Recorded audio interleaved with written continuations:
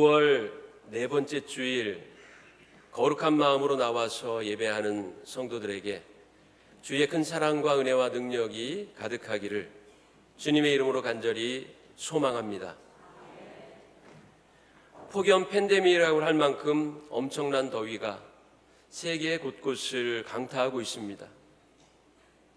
아직 6월이라 본격적인 더위가 시작되기도 전인데 벌써 30도가 넘는 폭염이 계속되니 걱정입니다. 정말 건강 유의하시고 자주 수분을 섭취하셔서 탈진하지 않도록 하시기 바랍니다. 체력이 영역입니다. 같이 해볼까요? 체력이 영역이다. 건강해야 신앙생활도 잘할 수 있습니다. 우리 반갑게 만났으니 함께 인사합니다. 혹시 가정에서 온라인으로 예배를 드리시는 분들이라면 가족들과 함께 인사합니다. 뜨거운 태양보다 더 뜨거운 주님의 사랑으로 당신을 사랑합니다. 뜨거운 태양보다 더 뜨거운 주님의 사랑으로 당신을 사랑합니다.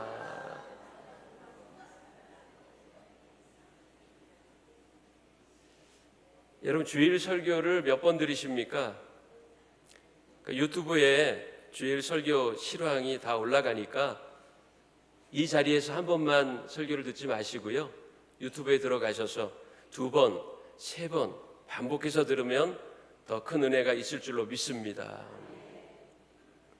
오늘 설교 제목은 안디옥 그 고난의 역설입니다. 역설, 패러독스는 모순처럼 보이는 것에 오히려 중요한 의미나 진리를 함축하고 있는 것을 말합니다. 예를 들자면 졌지만 잘 싸웠다, 소리 없는 아우성, 길이 끝나는 곳에 길이 있다, 이란 것입니다. 오늘 설교 제목의 고난의 역설이라 함은 고난은 분명 부정적인 상황인데 오히려 그것이 복이 되거나 무엇인가를 성취하게 되었음을 의미하는 것입니다. 풀어 설명하자면 고난을 통한 기쁨, 고난을 통한 행복, 고난을 통한 성공 등이겠지요.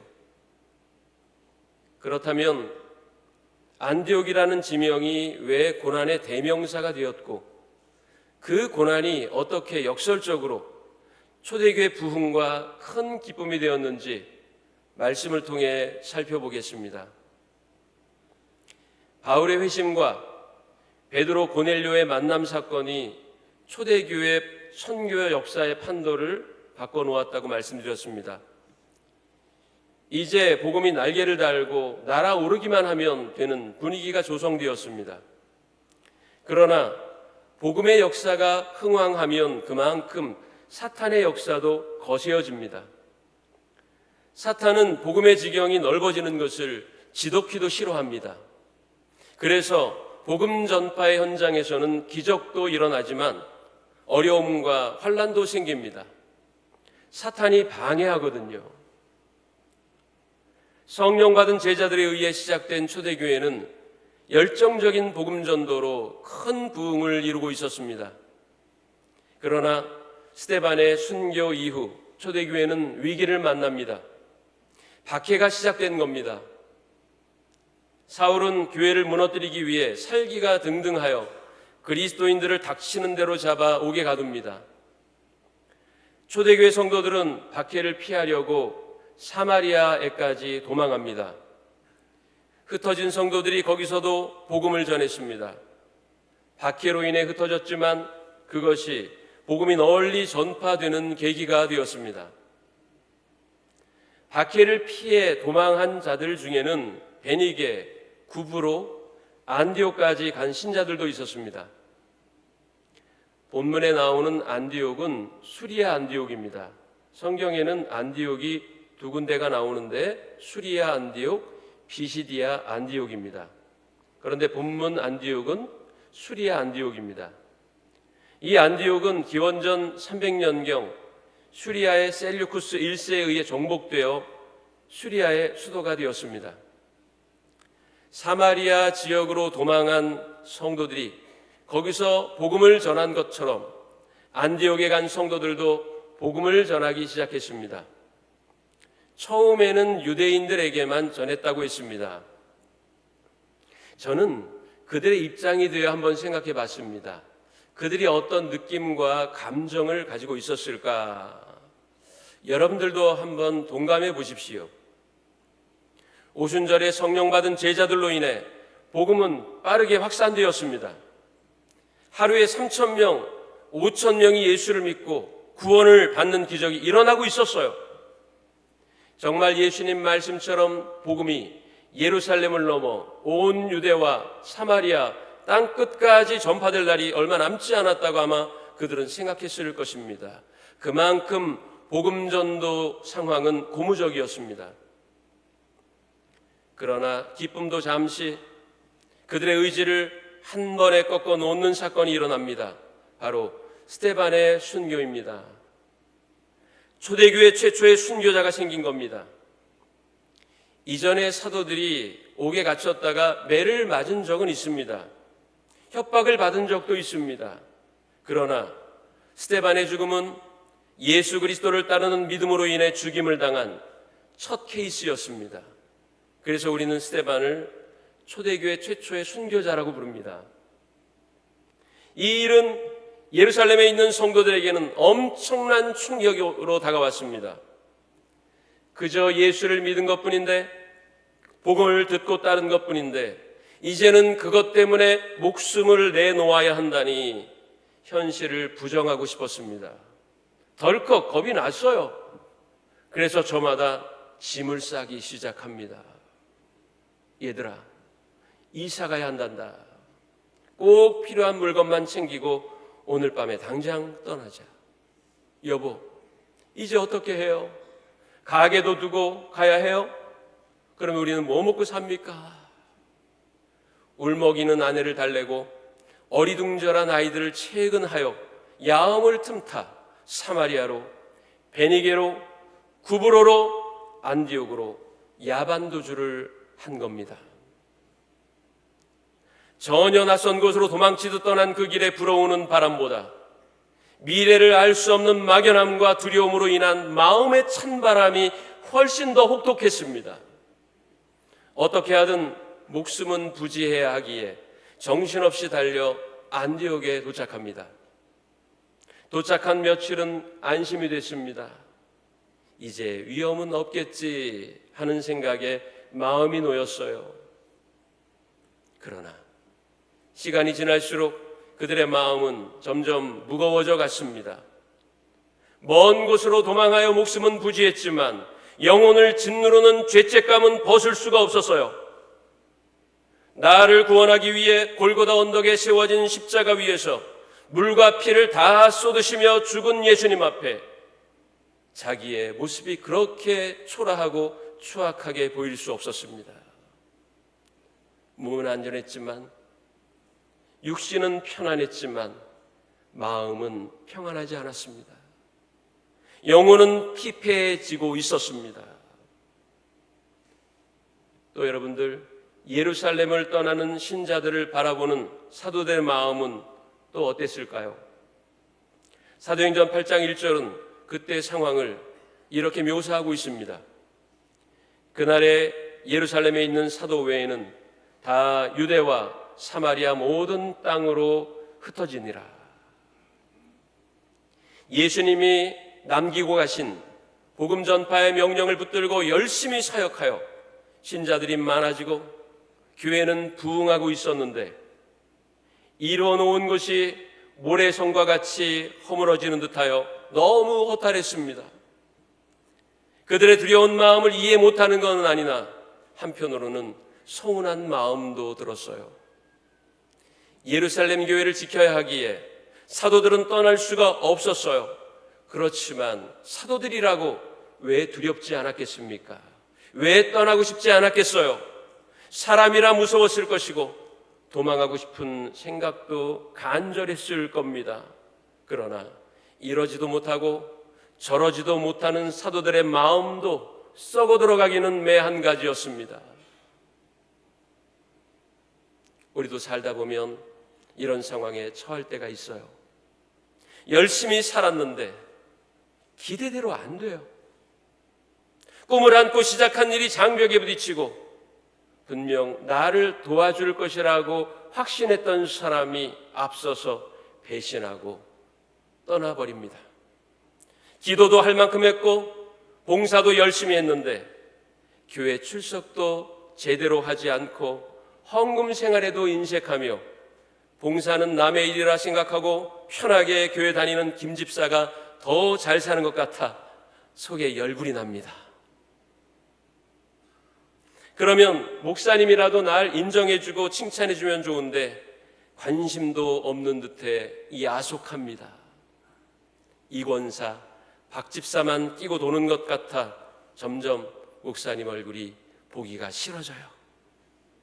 남편이라도 날 위로해주면 했는데 정말 남의 편인 것 같이 행동하는 모습에 정말 죽이고 싶을 정도로 미워요. 앞뒤로 꽉 막혀 올 수도 갈 수도 없는 인생의 트래픽잼이 점점 나의 목을 조여옵니다. 포기하고 싶어도 그럴 수 없고 희망은 붙잡고 싶은데 답이 안 나와요. 그래서 교회에 나가고 싶은 마음이 안 들고 예배에 대한 열망은 다 타버린 재와 같이 차가워졌습니다. 멍하니 하늘을 바라보면 눈물만 나오고 지금까지 뭘 하며 살았는지 허무한 마음이 가슴을 채웁니다. 혹시 그게 지금 여러분들의 마음입니까? 힘드세요? 안디옥에 도망한 성도들의 마음도 그랬습니다. 절망뿐인 마음, 사방이 막힌 답답함, 게다가 예수님을 배신했다는 자괴감까지 정말 총체적 위기 상황이었습니다. 바울도 이런 상황을 많이 겪었어요. 그러나 이겨낼 수 있었던 것은 다른 게 아닙니다. 고린도후서 4장 7절에서 10절을 조금 길지만 함께 읽겠습니다. 시작. 우리가 이 보배를 질그릇에 가졌으니 이는 심히 큰 능력은 하나님께 있고 우리에게 있지 아니함을 알게 하려 함이라. 우리가 사방으로 우겨쌈을 당하여도 쌓이지 아니하며 답답한 일을 당하여도 낙심하지 아니하며 박해를 받아도 버림받지 아니하며 거꾸로 때림을 당하여도 망하지 아니하고 우리가 항상 예수의 죽음을 몸에 짊어짐은 예수의 생명이 또한 우리 몸에 나타나게 하려 함이라. 아멘. 위기와 고난 앞에서도 두려워하지 않고 담대할 수 있었던 이유는 바로 깨지기 쉽고 초라한 질그릇과 같은 내 안에 있는 보배이신 예수 그리스도 때문입니다. 예수님이 내 안에 계시기에 이겨낼 수 있었던 거예요. 여러분 기억하십시오. 하나님은 화가 변하여 복이 되게 하시는 분입니다. 한숨을 기쁨의 탄성으로 바꾸어 놓으세요. 어떤 상황에서라도 끝이라고 말하지 마십시오. 마지막이라고 낙담하지 마십시오. 끝날 때까지는 끝난 게 아니다라는 말이 있습니다. 문장도 마침표를 찍기 전까지는 쉼표만 찍는 거예요. 마침표를 찍어야 진짜 끝입니다. 그렇다면 성도들의 마침표는 무엇일까요? 그리스도인의 마침표는 천국입니다. 천국에 가기 전에는 모두 과정입니다. 그러므로 쉽게 단정 짓지 마십시오. 아버지가 방에 들어가신다입니다.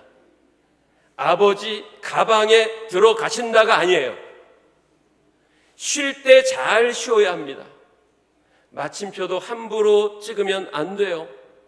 쉼표도 잘 찍어야 하고 띄어쓰기도 잘 해야 합니다.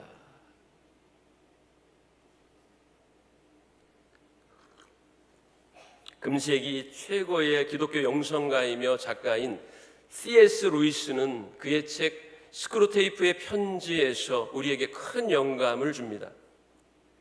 책의 내용은 이렇습니다. 노련하고 경험 많은 악마 스크루테이프는 그의 조카이며 신참 악마인 워무드에게 31통의 편지를 보내서 효과적으로 인간을 유혹하여 죄에 빠뜨리게 만드는 묘안을 전수해 줍니다. 그 책 8장에 이런 내용이 있습니다.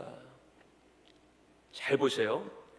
인간이 원수의 뜻을 따르고 싶은 갈망을 잃었더라도 그렇게 하겠다는 의도를 여전히 가지고 있다면 세상을 아무리 둘러보아도 원수의 흔적조차 찾을 수 없는 것 같고 왜 그가 자기를 버렸는지 계속 의문이 생기는데도 여전히 순종한다면 그때보다 더 우리의 대의가 위협받을 때는 없다. 조금 어렵지요. 그러나 한 단어만 바꾸면 이해될 겁니다. 여기서 C.S. 루이스가 말하는 원수는 사단에게는 예수님입니다. 예수님을 가리킵니다. 이것을 좀 더 쉽게 설명을 드리자면 이렇습니다. 그리스도인이 세상 사는 게 너무 힘들고 신앙의 길을 가는 게 너무 노곤하여 이렇게 불평합니다. 너무 힘들어요. 제가 왜 이 길을 가야 합니까? 제게 있는 짐이 너무 무겁습니다. 놓고 싶어요. 안 하고 싶어요. 막 툴툴거리고 짜증내고 힘들어 죽겠다고 이젠 안 하겠다고 안 가겠다고 어깃장을 놔요. 그런데요, 조금 지나니 다시 주섬주섬 일어나네. 바지에 묻은 먼지를 툭툭 털어내네요. 그러고는 이렇게 말해요. 그래도 가야지. 그래도 해야지. 그래, 가야 하고 말고 해야 하고 말고 그래야 해. 그 모습을 보며 이 악마 스크루테이프가 조카에게 말하는 거예요. 워무드야, 속지 말아라. 저놈들 못한다고 안 할 거라고 포기하고는 다시 할 거야. 그러니까 긴장의 끈을 놓지 말아라. 이런 얘기예요. 신앙을 지키며 사는 거 힘들어요. 먹고 사는 것도 힘든데 주일이면 교회 가야 하고 좀 쉬고 싶은데 성가대도 해야 하고 물론 여기 우리 임마누엘 성가대는 기쁨으로 감당하고 있는 줄로 믿습니다. 친구와 낚시하며 망중한도 즐기고 싶은데 예배 참석하라고 자꾸 짜증나게 전화가 와요. 신앙인만 아니면 에라 모르겠다 하며 눈 한 번 질끈 감고 이익을 취하겠는데 불의의 소득이니 신앙 양심상 그렇게 할 수도 없어요. 차라리 예수님을 몰랐으면 어땠을까 하는 생각까지 들어요.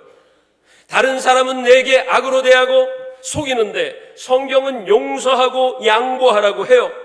한술 더 떠서 원수 같은 놈을 사랑하기까지 하라고 해요. 정말 짜증나요.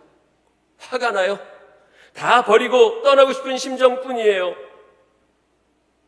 여러분 혹시 이런 감정 느껴보신 적 있습니까?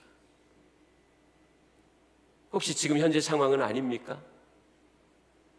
그런데요, 그렇게 연약하게만 보이는, 꺾일 듯 위태하게 보이는,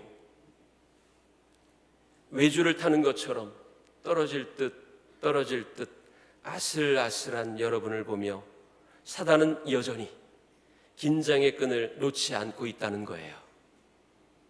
분명 이만큼 불행하게 만들었으면, 이만큼 실패하게 했으면, 이만큼 아프게 했다면 하나님을 욕하며 믿음에서 떠나야 하는데 그렇지 않거든요. 오뚜기가 넘어졌다가 다시 일어나듯 언제 그랬냐는 듯 툭툭 털고 다시 일어나거든요. 그게 여러분의 모습이거든요. 그래서 마귀는 잠을 못 자는 거예요. 넘어지면서도 일어나는 여러분들을 보며 저 놈이 언제 다시 일어날지 모르니 지켜봐야 해. 그렇고 말고 지금까지 보면 다 그랬다니까 이렇게 생각한다는 거예요. 우리가 사탄을 무서워할 게 아니라 사탄이 우리를 무서워합니다. 하나님을 경외하며 온전하고 정직하여 악을 행하지 않는 욥에게 시련이 닥칩니다.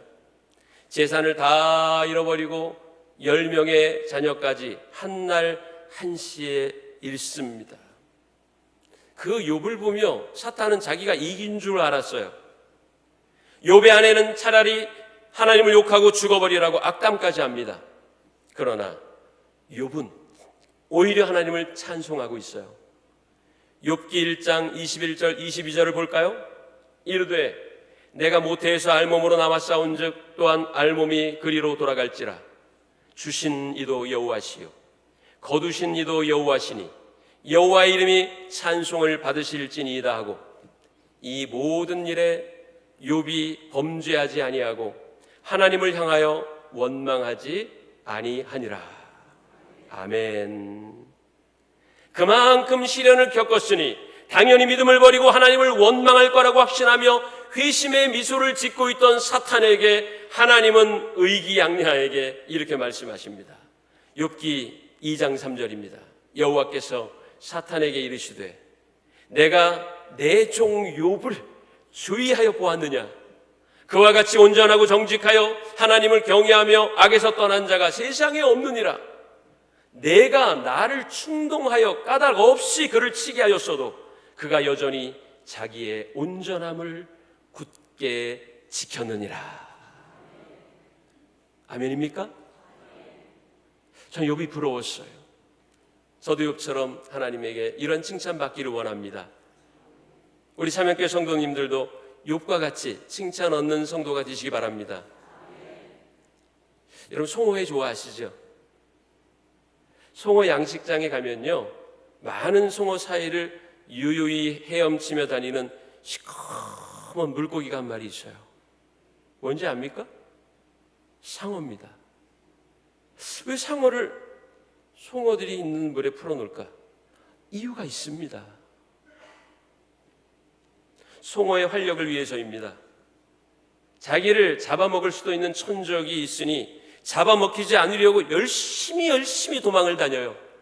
그러느라 지느러미엔 힘이 생기고 살에도 탄력이 생깁니다. 질병도 없어요.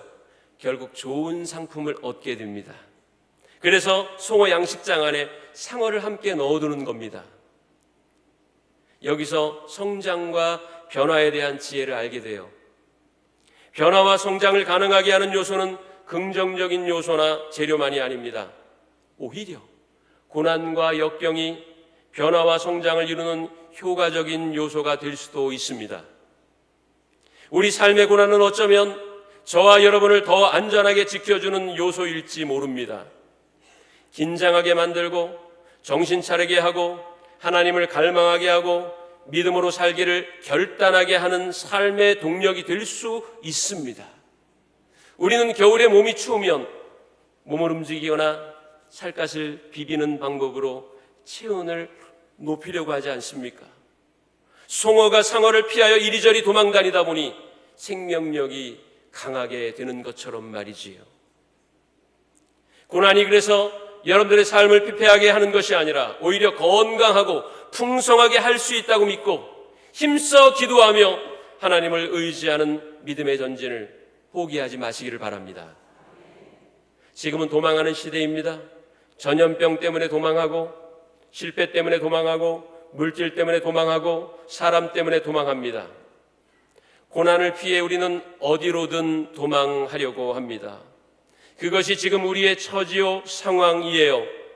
그것을 비난할 수는 없겠지요. 왜냐? 생명체는 누구나 자기 보호 본능이 있기 때문입니다. 그러나 그 다음이 문제겠지요. 인간이 연약하여 순간적으로 신앙의 담대함을 잃었다고 해도 다시 일어서는 것이 중요합니다. 안디옥에 도망한 성도들이 그랬어요. 박해가 두려워 도망하기는 했지만 정신을 차리고 보니 자기의 비겁한 행동이 부끄러웠습니다. 나를 위해 십자가를 지시기까지 희생하신 예수님 앞에 한없이 죄스러워졌어요. 그래서 용기 내어 일어납니다.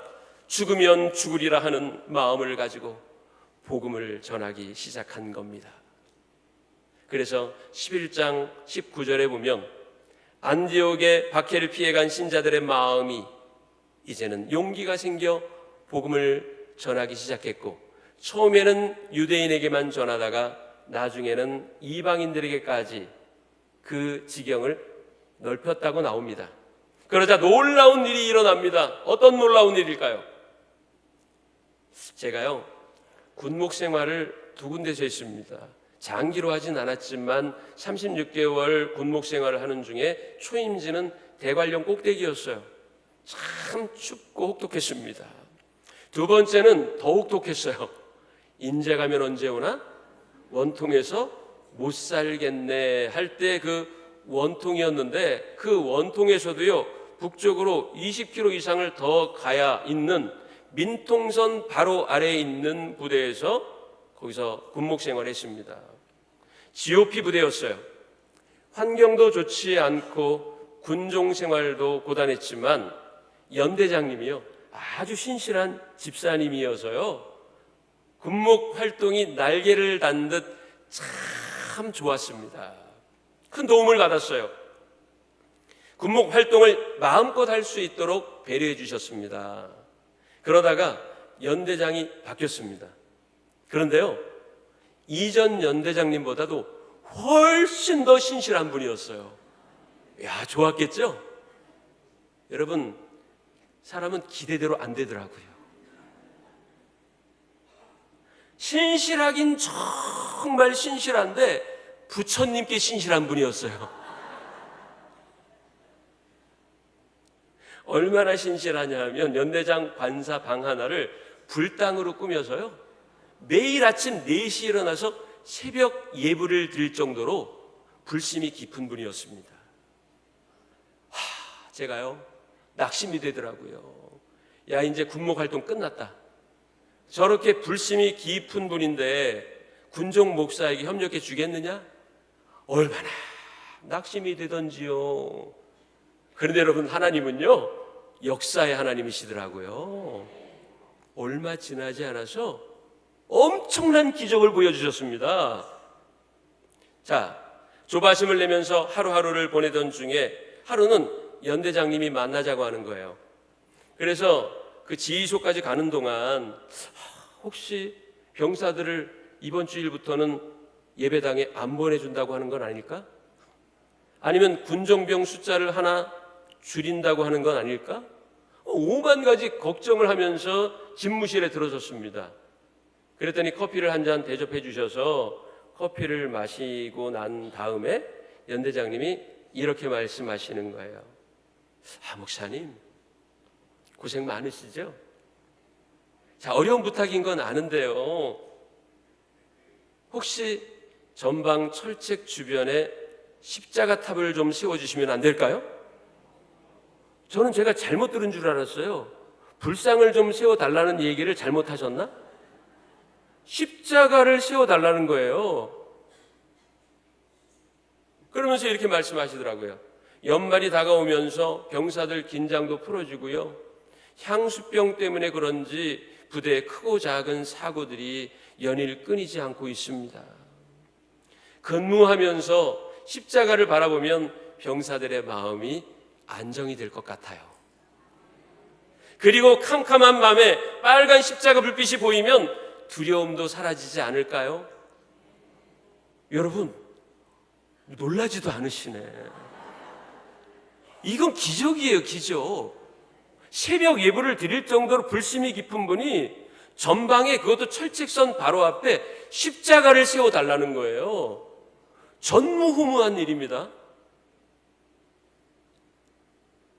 저는 듣는 죄기를 의심했습니다. 이게 현실일까? 도무지 믿을 수가 없었어요. 그리고는 이어서 이렇게 말씀하시더군요. 목사님, 정말 죄송한 말씀인데요, 예산을 지원해 드릴 수는 없을 것 같습니다.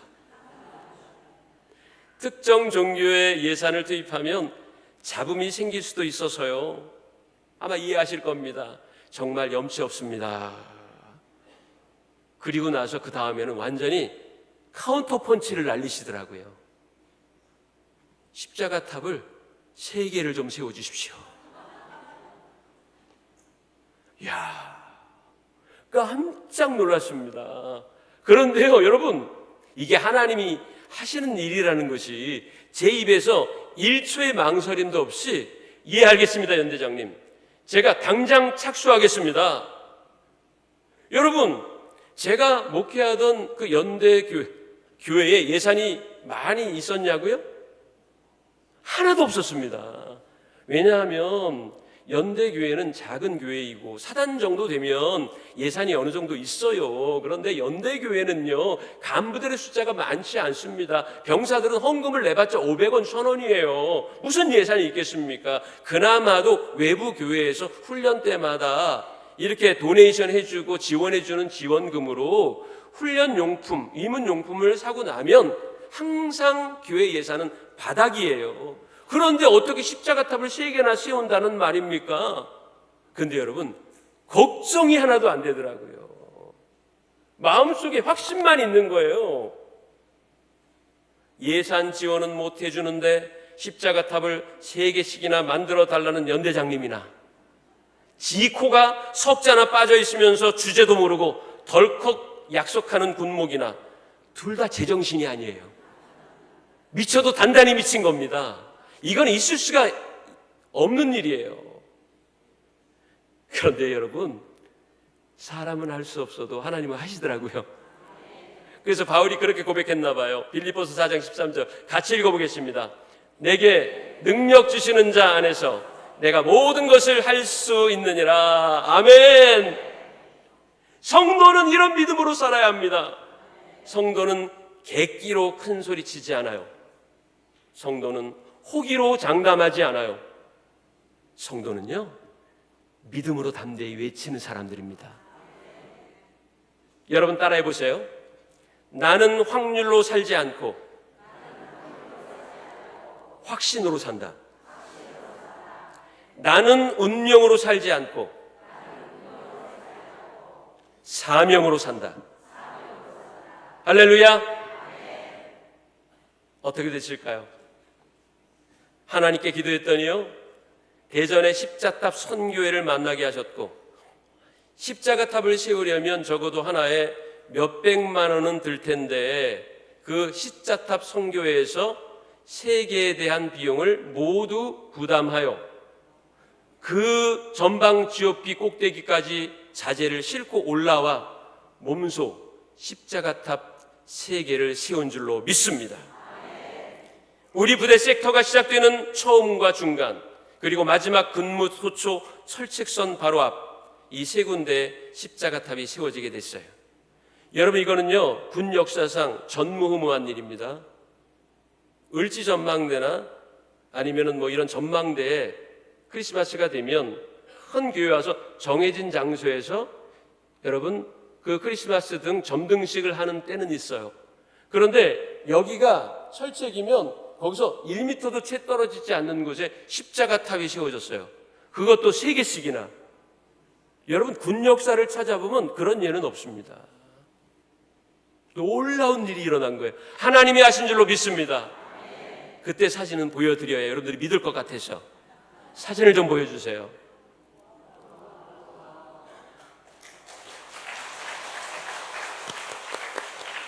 저런 것이 3군데에 세워진 거예요. 저건 뭐냐 하면 우리 연대장님과 부대 참모들, 병사들을 모아놓고 십자가탑 점등식을 하는 예배 모습입니다. 맨 뒤에 사진도 보여주세요. 저분들이 누구냐? 연대교회에 나오시는 간부들의 부인들, 집사님, 권사님들입니다. 저 무거운 신디사이저를 저 꼭대기까지 가지고 올라가셔서 그 추운 날씨에 반주도 해주시면서 예배를 드렸습니다.